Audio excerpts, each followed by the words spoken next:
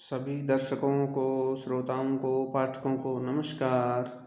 मैं राकेश कुमार शर्मा, सहायक आचार्य हिंदी, राजकीय महाविद्यालय बहरोड, अलवर, राजस्थान। आप सबका अपने YouTube चैनल पर एक बार पुनः स्वागत करता हूं, अभिनंदन करता हूं। मैं आज BA द्वितीय वर्ष की व्याख्या भाग एक श्रृंखला है, उसको आगे बढ़ाने के लिए यहाँ प्रस्तुत हूँ। मैं BA द्वितीय वर्ष के जो रीतिकालीन काव्य है उसमें बिहारी सतसई जो रीति सिद्ध कवि हैं उनका आलोचना एवं व्याख्या भाग जो खंड है वो 713 दोहों में से चुनिंदा दोहों को लेकर यहाँ व्याख्या प्रस्तुत कर रहा हूँ। आज हम पहले की भांति ही एक अन्य दोहे पर चर्चा करेंगे और उसकी व्याख्या और उसके विशेष देखेंगे। देखिए, जो बिहारी कवि हैं उनके दोहों का अभी तक आपने अध्ययन किया, उसमें आपने पाया होगा कि इन्होंने कम से कम शब्दावली के माध्यम से गहरे से गहरा अर्थ उसमें पिरो दिया है। इसलिए बिहारी के लिए गागर में सागर भरने वाली उक्ति सार्थक साबित होती है। यहाँ हम एक अन्य दोहा ले रहे हैं। आप अपनी पाठ्य पुस्तक ले लीजिए और उसमें से ये दोहा देखिए और मेरे साथ साथ उसका व्याख्या खंड देखिए। दोहा मैं बोल देता हूँ। अधर धरत हरि के परत, ओठ दीठी पट ज्योति, हरित बांस की बांसुरी, इंद्र धनुष रंग होती। मैं एक बार पुनः दोहरा देता हूँ दोहे को। अधर धरत हरि के परत, ओठ दीठी पट ज्योति, हरित बांस की बांसुरी, इंद्र धनुष रंग होती। ये जो दोहा है, इस दोहे की यदि मैं बात करूं तो इसमें भी जो बिहारी कवि का जो ज्ञान है, जो प्रकृति का ज्ञान है, रंगों का जो ज्ञान है, और जहाँ बहुत सारे रंग एकत्र हो जाते हैं सतरंगा, तो वहाँ हम उसको इंद्रधनुष की संज्ञा दे देते हैं। तो वो जो इंद्रधनुष की जो बात है वो ज्ञान यहाँ बिहारी कवि ने अपने दोहे के माध्यम से प्रस्तुत किया है। तो जो प्रसंग सहित यदि व्याख्या हम करें तो हम इस तरह से कर सकते हैं कि यह जो दोहा है यह कवि बिहारी ने भगवान श्री कृष्ण जो मुरारी हैं, जो वासुदेव हैं, वासुदेव कृष्ण जो वंशी वादक हैं, जो मुरलीधर हैं, उनकी जो शोभा है, उसकी जो सुंदरता है, उसका अभूतपूर्व वर्णन किया है। इस वर्णन में यदि हम सखी के माध्यम से माने तो हम सखी का वक्तव्य भी ले सकते हैं, और यदि ये माने कि कवि ने भी ये बात कही है तो कवि के रूप में भी हम यहाँ इन पंक्तियों को ले सकते हैं। तो एक सखी क्या कह रही है कि कृष्ण कैसे लग रहे हैं नायिका के सामने या राधा के सामने, तो हम देखते हैं इसकी व्याख्या। देखिए, व्याख्या जब हम करते हैं तो कुछ शब्दों का जो जटिल अर्थ है उनको साथ साथ करते हुए आगे बढ़ेंगे, जिससे कि आपको समझने में कहीं भी कोई दिक्कत ना हो। तो मैं एक बार व्याख्या शुरू करता हूँ। अधर धरत हरि के परस, अधर ओठ, होठ जो होते हैं, धरत हरि के परत, अधर धरते ही हरि के, यानी हरि के होठ पड़ते ही किस पर, बांसुरी पर, ओठ दीठ पट ज्योति, तो जो उनके ओठ हैं, अधर अधर अधर, यानी जो उनका जो ओष्ठ हैं वो उनकी दीठी दृष्टि पड़ती है। जो पट है उनका वस्त्र है वो अलग रंग का है, होठ है उनके लाल रंग के हैं। इसी तरह जो ज्योति उस पर पड़ती है तो हरित बांस की बांसुरी, हरे रंग की जो बांसुरी है इंद्रधनुष रंग होती, वो इंद्रधनुष के रंग के समान हो जाती है। यानी एक बार हम उसको अच्छे से दोबारा से देखें, शब्दों के अर्थों को जोड़ते हुए, और जो क्या जो इसमें भावना छिपी है उस भावना को जोड़ते हुए हम इसकी व्याख्या खंड को करते हैं। देखिए दोबारा से कि भगवान श्री कृष्ण हैं, जब अपने होठों पर बांसुरी रखते हैं ना, बजाते हैं उसको, तो उस पर जो होठों और आँखों की लालिमा और जो उनका जो पीताम्बर है, ओठ दीठी, ओठ ओष्ठ दीठी यानी दृष्टि, आँखें जो है उनकी लालिमा और पट ज्योति, और जो पीताम्बर जो उनका जो पट है, वस्त्र है, उसकी ज्योति, उसकी झलक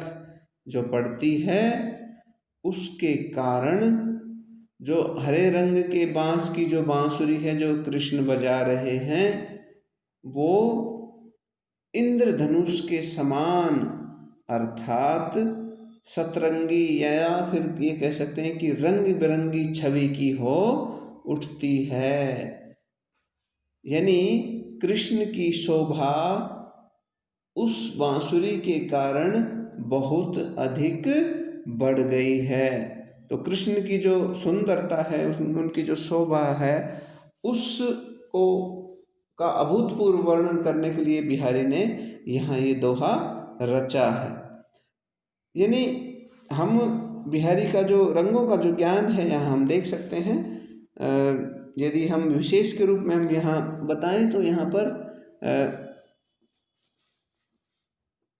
होठों का जो रंग है वो तो लाल होता है, ये बता दीजिए। आँखों का जो रंग है वो भी एक तरह से लालिमा युक्त है, आँखें उनकी, और कभी कभी वो आँखें श्वेत भी हो जाती हैं, और किसी की आँखें श्याम वर्ण की भी होती हैं। वो खुद भगवान श्री कृष्ण खुद श्याम वर्ण के हैं, उनका जो प्रतिबिंब वो श्याम वर्ण का है, और उनका जो पीताम्बर है, जो पट है, वस्त्र जो उन्होंने पहन रखा है, वो पीले रंग का है। तो कहने का अर्थ है कि जो इतने सारे जो रंग हो गए, इन सब का जो मिला जुला जो एक प्रतिबिंब होगा, वो जब हरे रंग की बांसुरी है, बांसुरी हरे रंग की है, तो कितने सारे रंग एक साथ इकट्ठे हो गए। तो ये इतने सारे रंगों का प्रतिबिंब जब बांसुरी पर पड़ता है तो उसका रंग बिरंगी हो जाना स्वाभाविक है। इसलिए ऐसा कहा है कवि ने कि वो क्या हो गया है, इंद्रधनुष के समान वो बांसुरी हो गई है। अर्थात उस बांसुरी, उनकी वंशी महिमा आप यहाँ कह लीजिए कि उनकी बांसुरी की जो महिमा है उसके कारण भगवान श्री कृष्ण की जो झांकी है, जो झलक है, जो उनकी एक अभूतपूर्व जो शोभा है, वो बहुत ज़्यादा बढ़ गई है। तो इस तरह से आप व्याख्या कर सकते हैं। इसी प्रकार से यदि मैं एक अन्य व्याख्या में आपसे यहाँ जोड़ूं, एक अन्य व्याख्या, आप यहाँ दूसरी व्याख्या आप अपने पाठ्य पुस्तक में देखिए। ये है, आड़े दे आले वसन जाड़े हूँ की रात, साहस कह सने हूँ बस सखी बसे ढिग जाती। यानी एक बार मैं दोबारा से दोहरा देता हूँ उसको। आड़े दे आले वसन जाड़े हूँ की रात, साहस कह सने हूँ बसे सखी सबे ढिग जाती। यानी जो यहाँ जो नायिका है वो इस तरह से पीड़ित है नायिका के विरह में कि बिहारी कवि ने उसका अतिशयोक्तिपूर्ण वर्णन कर दिया है, और ऐसी ऐसी बातें कही हैं तो यहाँ पर आप अत्युक्ति भी कह सकते हो, अतियुक्ति हो गई वो, अत्युक्ति। तो यानी हम प्रसंग के रूप में यदि हम व्याख्या का आगे का कार्यक्रम देखें तो हम प्रसंग के रूप में ये बता सकते हैं कि जो नायिका है वो विरह की ज्वाला में झुलस रही है बहुत ही ज़्यादा, और जो विरह का ताप है वो इतना प्रचंड है, इतना तेज है कि उसकी जो गर्मी है, और या उसको हम उष्णता भी कह सकते हैं, उसकी उष्णता के कारण जो नायिका के निकट कोई भी नहीं जा सकता, यानी किसी का भी नायिका के निकट जाना कठिन हो रहा है, संभव नहीं हो पा रहा। लेकिन संभव कब हो पा रहा है?